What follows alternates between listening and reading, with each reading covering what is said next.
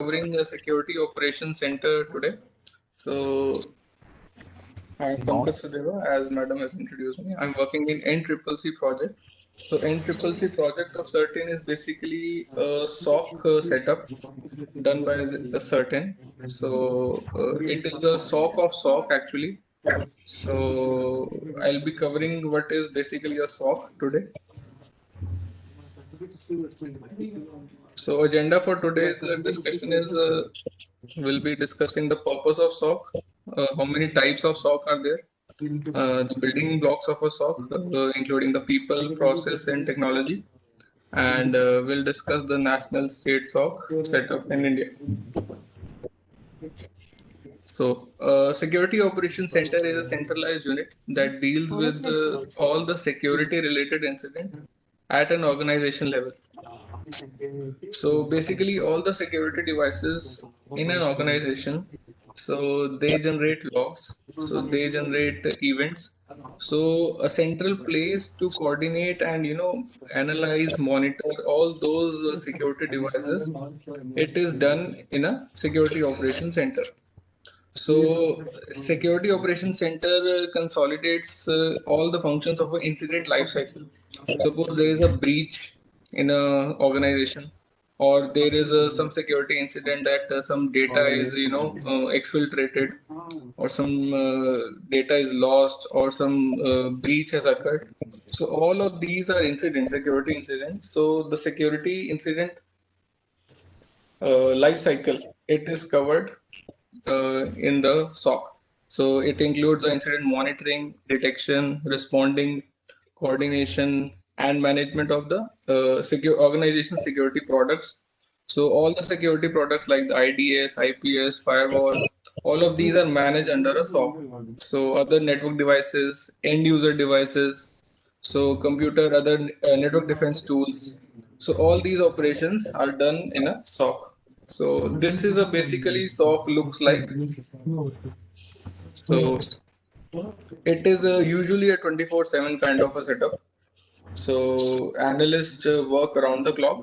So they are always searching for some incident, some breaches, or some different changes in some patterns in data in the traffic in logs. So whenever there is a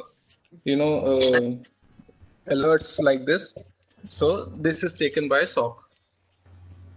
Just a second.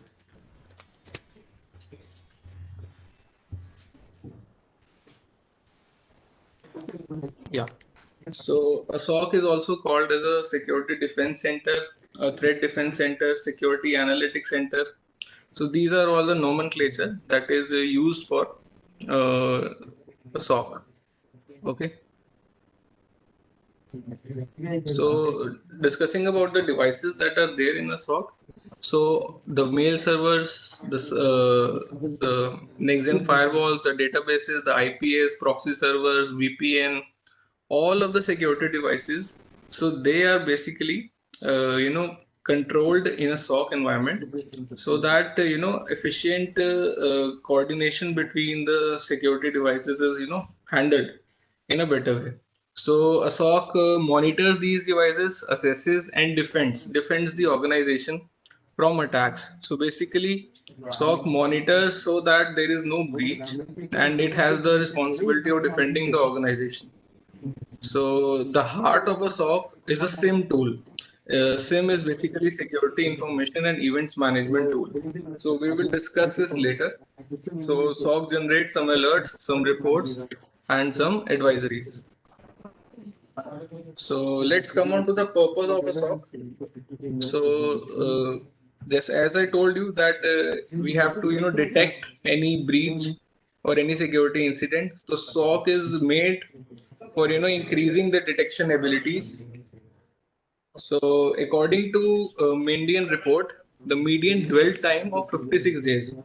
So this basically tells us that if an incident has occurred, a breach has occurred, so it takes a time of 56 days to identify that a breach has occurred. Now this is a FireEye report of this year. The trend that is telling us this. So this was in 2011. It was 416 days. So we have come a lot of way forward. It was last year. It was 78 days. So this shows us that about 2 months, if a breach has occurred in an organization, it is undetected. So you can understand how important a SOC is. If we need to, if a breach has occurred, we should know it immediately. But the historical analysis shows that the median dwell time is about 2 months. Okay, the second purpose includes the increasing the response capability. Naresh, can you mute yourself? Yeah. So increasing the response capability. So we have to, increase the level of security within an organization so that no adversary occurs. Okay. So reduce service disruption from security devices. Suppose there is a attack on an organization. Suppose a DDoS attack is there and the website goes unavailable. So it is the responsibility of SOC to respond to these kind of attacks and reduce, the downtime. So this is also one of the purpose the SOC is made. Then reducing the impact from the security compromise. Suppose there is a breach that has occurred. Now, Ponemon Institute and IBM in a report suggest that about $3.86 million is an estimated cost of a data breach. So the cost is huge. We generally don't, we feel very difficult to, estimate this kind of a value. But world over, if a data breach occurs, you must be hearing about the news of the pharma companies, getting breached, the vaccine, which is $1 billion thing. So that information getting, compromised. So that is not confirmed as of now, but yeah, attempts have been made because, vaccine. That is why we are having a virtual mode. So this thing. So other purposes of SOC include the enhancing the correlation potential. Now correlation basically involves that suppose there is a IP which is continuously scanning an organization.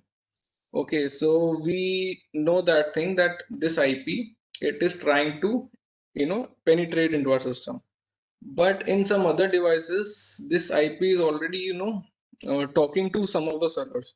Now, if we identify that this IP which has been scanning us is also detected at some other device. Now, this correlation needs to be done by the SOC. Okay, so basically correlating information from all the security devices into a generating a actionable output so that organization can be saved from a security attack. So also the coordination of central security management so that all the stakeholders are at one place. So SOC is responsible for that. So this is basically some of the